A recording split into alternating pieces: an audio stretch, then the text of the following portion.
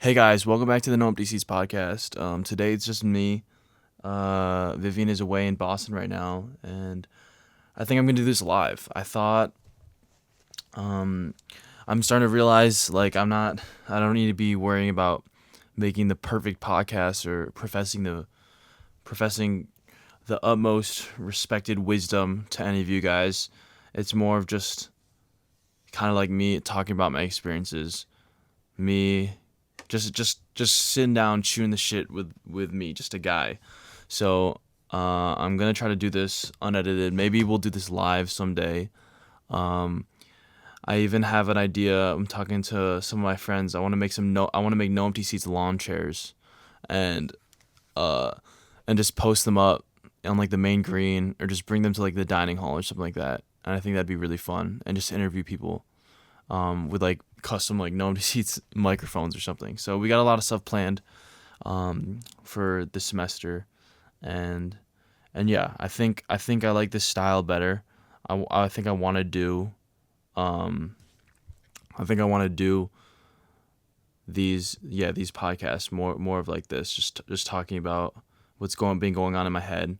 I think I want this to be kind of like a therapy session for me almost, because yeah, there has been a lot on my mind, and I always know that getting off my chest in some format or the other, in some art form or the other, is really important. Um, and yeah, we don't have too many listeners on Apple, on YouTube, on Spotify yet, but I know as long as it's helping one person, it's helping me. And usually that person is me that I'm helping. Um, I don't know if that makes sense. Whatever. So yeah, we're gonna kind of get started into it. I think the thing that's been on my mind today that we're gonna be talking about is growing up and letting go. I don't know if anyone else has been feeling this identity crisis that's been going on. I feel like a lot of people feel it the most during the summer, because so many moving parts are going around, um, and you kind of want to blossom into your own independence. I just I'm not even a homeowner, but I sublet in my first place and I'm living by myself, and I think that hit me really hard because I got to get my own stuff. I got to make time for other people, and that's completely up to me, if that makes sense. And I don't know. I think the reality of just life has been settling in for me, as deep and as maybe cheesy as that sounds. Um, it's been a lot. I think I think I've been feeling pretty existential about it because I don't know, growing up is scary. It's weird to, you know, have a job or have a project you're working on, and just be on your own, and realize like how this is it. I don't want to make any of you guys existential either. But I just know a lot of people have been feeling like this. Um, because I think all of us are getting a glimpse into the corporate world a little bit, and or jobs that we're gonna be a part of, and it's scary for us to question, like, is this it, if that makes sense. Um, I think another thing that's been kind of making me feel like crap is I think I've been falling into a lot of comparison. I think I've been seeing what everyone else is doing, at my age, and feeling behind. Um, and I think that's why I wanted to name part of this podcast kind of letting go, and kind of letting go from everything.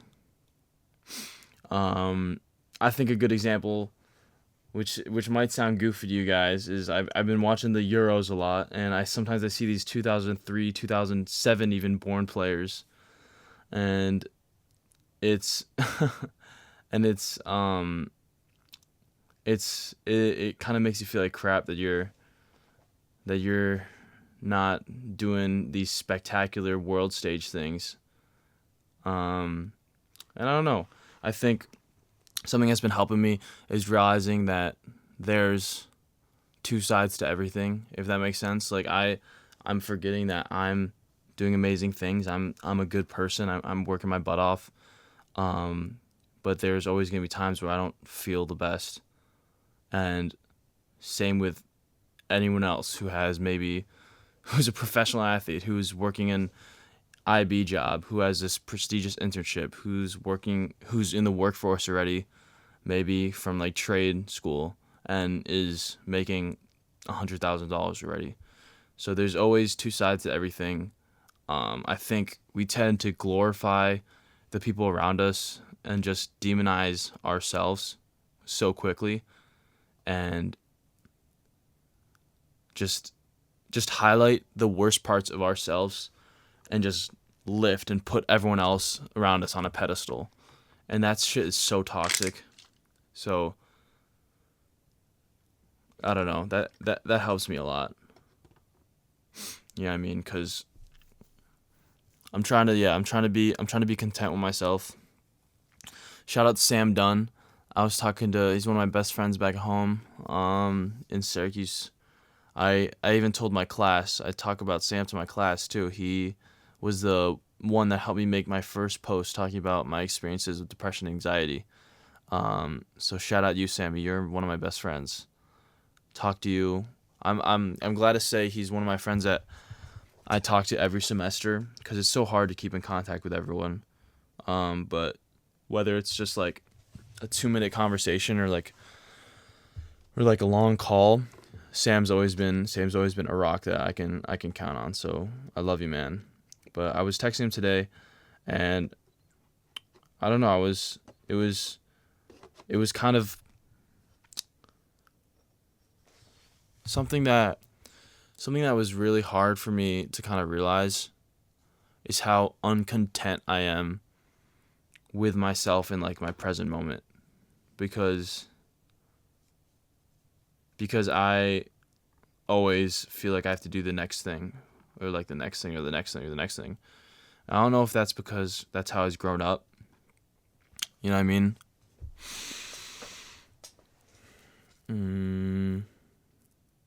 But I don't know. I think I've thought of it as humility to like push off any compliments or push off any achievements I've done, or any appreciation of myself.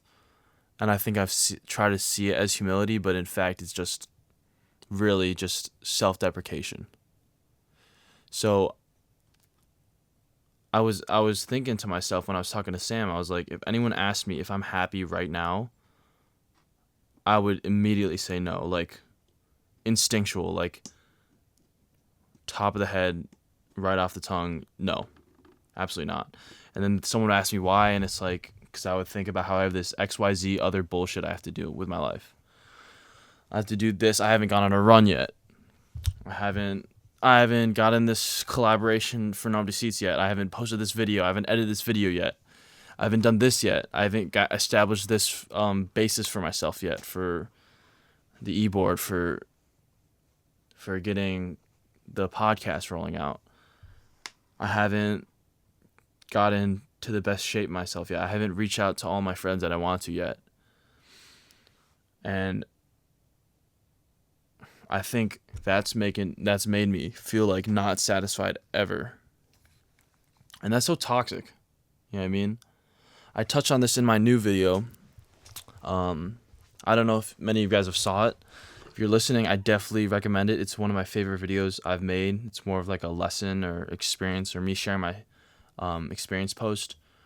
And it was kind of riffing off this viral clip that Theo Von really, really preaches. And it says, you don't need to wait to be happy for you to start living your life. You don't need to wait for everything to be perfect for you to start living your life. And I remember my friends and I were telling me this, and I think one of them was saying, yeah, you don't need to wait for your happiness. And I don't know why that felt so profound and that hit me so hard, where I felt like almost someone was giving me permission to like appreciate who I am right now, imperfect or perfect. And obviously no one's perfect, and I think something that helped was realizing through the lens of other people. there's so many people in my life that I love unconditionally, would do anything for, think are perfect but also not perfect at the same time. In that conventional definition of perfect, they're definitely not perfect, but I think they are in my eyes, if that makes sense. Their imperfections are perfections, which is kind of, I think, a beautiful thing. But I don't know. That's been something that's been on my mind a lot, because I put myself on. I give myself so many random like high expectations and standards, and I feel like I'm not happy until I get it. But if I get it, then I need to keep building off of that. Or if I got it, it was probably easy. I think that's another thing that I mentioned in previous podcasts that's been beating me up a lot. I always feel so underqualified, or have this imposter syndrome where if I accomplish something, I have to think it must have been easy, which is crazy. Like I'm not allowed to do things. I'm not allowed to accomplish things. So yeah, it all starts with having this negative space in your mind that you definitely need to rebuild. So yeah, I definitely recommend you guys check out that video, the men's mental health video that I had, and also everyone else's post that they made on men's mental health. Me, my friend Ben, my friend Aiden, my friend Vincent, and also Judge Caprio. That's really funny. That's gonna be that video is gonna be up soon. I don't know how I pulled that off, that those connections, but it was really, really cool to meet him. I'll talk about it more, hopefully in next week's podcast, but because I know I'm not allowed to share any media or videos about it until I'm not allowed to share any video or media about it until like I have to check it with them, which is totally fine. Like they have all these publicists and like media trainers, and they have like 20 million followers, so it kind of makes sense that this teenage kid can't be putting out random bullshit. It definitely needs to be seen first. But speaking of me being a teenager, I kind of liking this format. I don't know if this is the worst podcast ever, but my ADHD brain, I'm going to be bouncing around from the most random shit. Speaking of me being a teenager, I think that's another reason I've been beating myself up so much. I think I've been relying on like this almost ego, because I'm a relatively young person. I've always been a young person. My grade in high school, I'm a late 04, so I went into college 17, and I'm 19 right now, and yeah, all my friends are 20, and for some reason I had this, I guess, ego or confidence booster because I was younger, and I felt like I was doing good things because I was younger. But regardless of any of that, I feel like watching the Euros or seeing people that are born in 2003 or 2004 succeed, I feel like it's the first time in our generation's lives where we're seeing people that are kind of taking up like mainstream success, if that makes sense. And it can be humbling or it can be discouraging. But I think most of all, I think it should be perspective changing and realizing like success is such a mirage.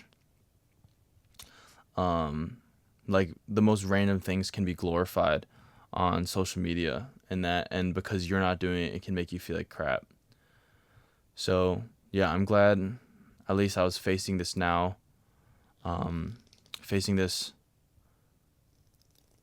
superficial mask that I had of being young or something. But yeah, our generation is starting to see people our age, people that went through our childhood, do some really, really cool things, and it can make you feel like crap.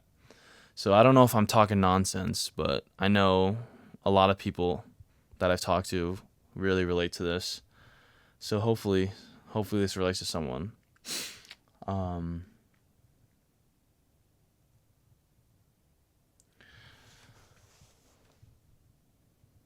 But yeah.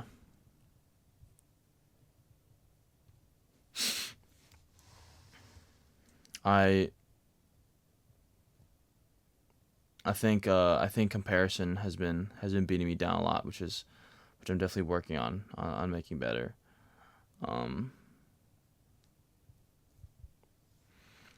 I think independence is something scary too that I've been trying to manage. Anyone listening to this, get off of TikTok, man. I don't have my schedule, when I don't have a schedule to do anything, I be going on TikTok. I be bed rotting. I think I think I've said this before, but going on TikTok I feel has been like the most like clearly objectively correlated to my depression or feeling like I have a bad day, if that makes sense. Like the more TikTok I go on, the more I definitely had the more likely chance where I definitely go to sleep being like this was a crappy day. And I think it's the same thing with that. I think it's connected to everything I'm talking about right now, where you kind of I think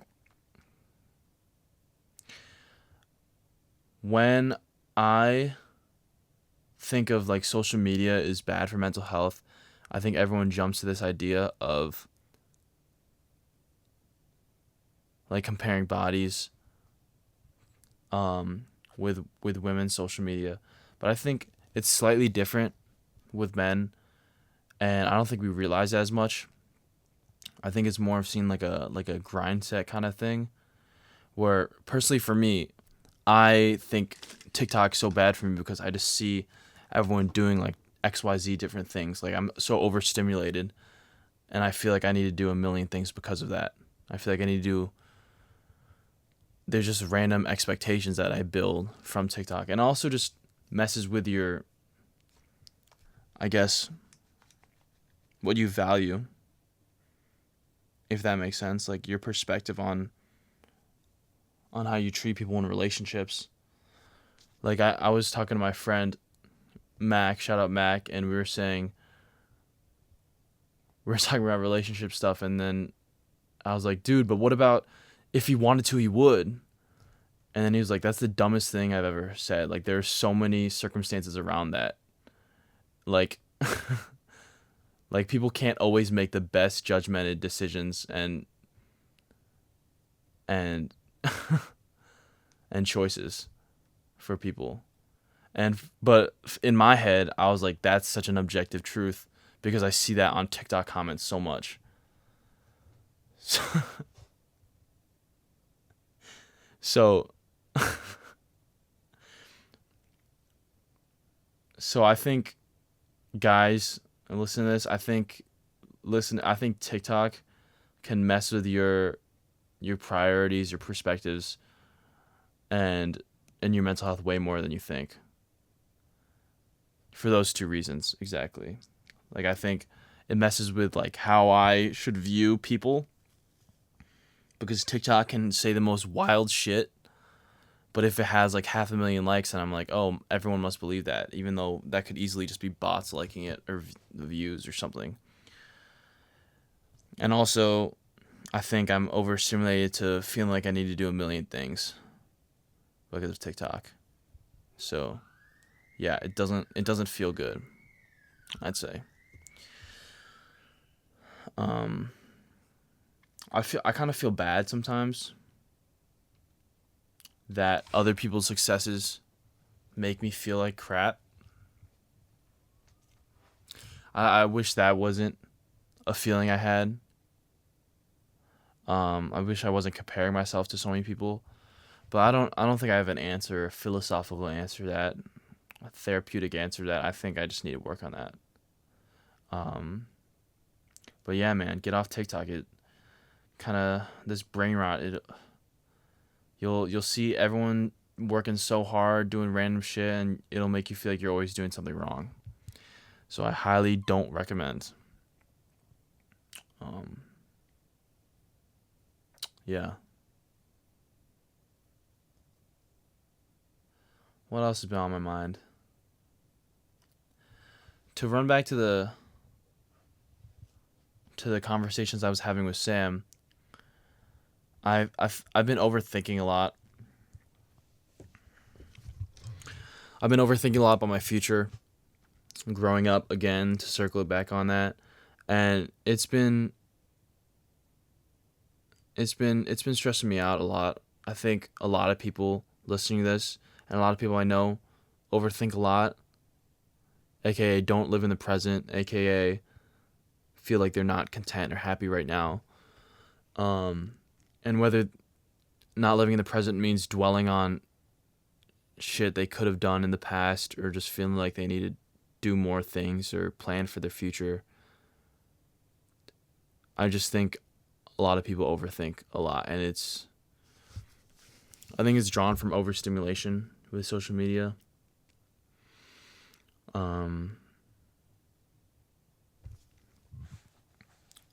Being exposed to so many things, like I said. But yeah, I overthink. I put so many random pressures on myself to the point where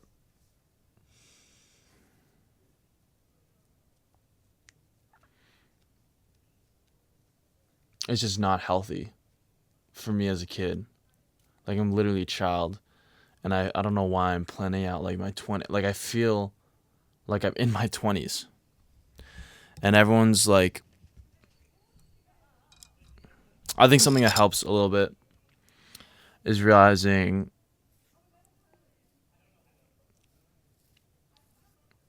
how much time you have on our hands, how much time we have. Like, so many people are like, your 20s are your time, is the time for you to start and trying shit. And we're just jumping into our 20s. You know what I mean? But like, what's going on with this generation where we feel like we're overthinking everything, and it feels like we already wasted our 20s when we're not fucking in our 20s. Like, what's going on with that? I think it could be like classic teenage angst. You know what I mean? But I do think it's a product of overstimulation. But yeah, I think maybe I've glorified overthinking too, almost like romanticized it, fetishized it, thinking that it's a good thing, that I'll grow from this, but that's definitely not the case.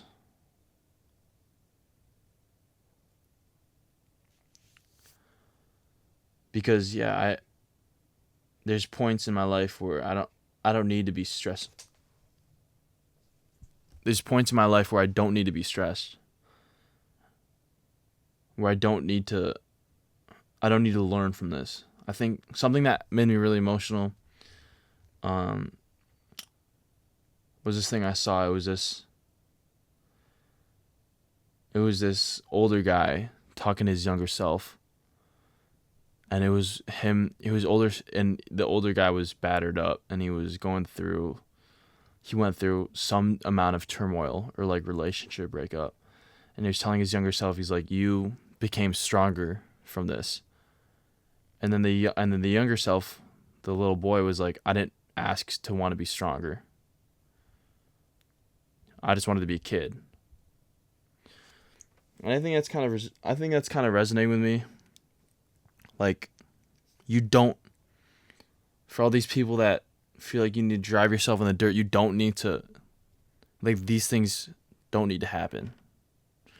Like, you don't need to feel like this all the time. It's not necessary. I think that's a good point. It's not necessary for your path of life. Like, there's going to be adversity, but like, you shouldn't be awaiting and like dreading this amount of like crippling stress and pressure all the time, and expectations, and feeling like you're kind of on a dog hunt or a chase. Like, you don't need to overthink. It's definitely easier said than done. But yeah, that's not part of the process. I think another analogy or example that I was talking to Sammy with that helped me a lot too was it was this like meme. It was this disheveled man on like the side of a street, and he was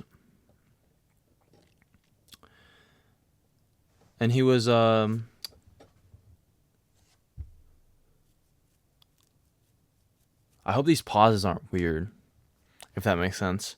Like, I'm really just trying to think and chill out.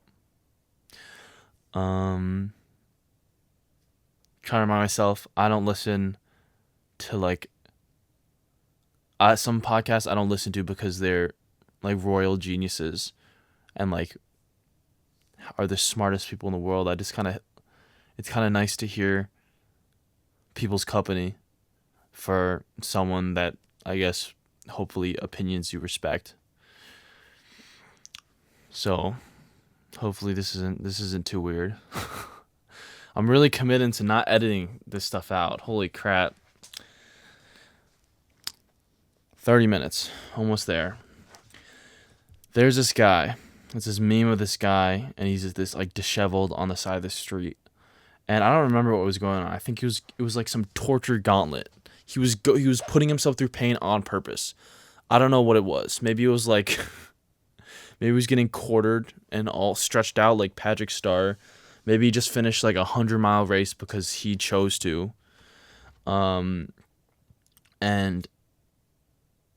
it was like a normal day. This was in broad daylight. And then this family, these pedestrians were walking by, and they were saying like, you don't need to do that. Like, you don't need to draw yourself through so much pain. And then the text bubble for the disheveled man is like, it's gonna make me a stronger person. And like, maybe that's true to some extent, but I think maybe we're blowing this out of proportion for how much we need to stress ourselves out. Maybe this David Goggins mindset is kind of manifesting through everyone. I think that's another good example of social media kind of fucking with people's heads a little bit. Like, I think there is something to be said about hard work. One of the coolest things that I think David Goggins has said in one of his books is you learn the most about yourself at your lowest points and at positions of pain. But I think some things he says, some things he insinuates is too much, that you're a failure, or that you're a bitch for not going on a 100-mile run. So I think he does convey some things poorly. But to get back on my point, he conveys, in my opinion, not the most healthily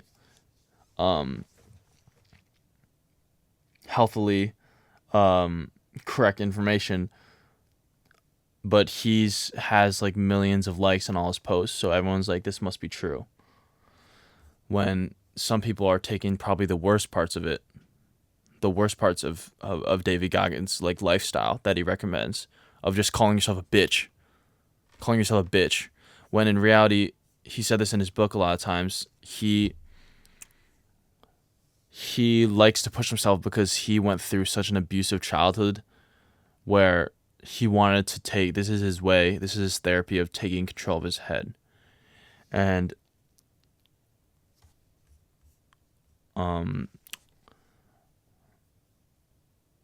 he understands the importance of not listening to other people and living freely. But sometimes he conveys it in the worst ways possible, just screaming at people. So yeah, I think to jump back to the disheveled man torture gauntlet example, yeah, you don't. The guy's like mumbling like, this will make me a better person. I'm better than all of you because of this. And then his family's like kind of giving weird looks, giving the hairy eye at this guy that's just on the side of the street laying down. And they're like, you don't need to do this. You don't need to drive yourself into the dirt so much. You can appreciate yourself now. So that's kind of what's been on my mind. I'm glad I gave this 30-minute podcast a go. Live, no cuts. This is kind of scary. I have been working on becoming a better speaker without saying as much, conveying my words eloquently, conveying my ideas concisely. And I think my class, the mental health gist, that helped a lot because I had the floor so much and people were just staring at me. That was scary. I think I developed a good sense of public speaking then, but I gotta kind of revamp it, I guess. Get better at these kinds of things. and also kind of because I'm lazy. I don't want to edit this, but I don't know if you guys can hear that. I gotta go. Um, to wrap things up, yeah, I wanted to talk about kind of like appreciating yourself and this overthinking stuff because I do think that's connected a lot to growing up and realizing like, well, we can live in the present and we're good. Like you're good. We're good.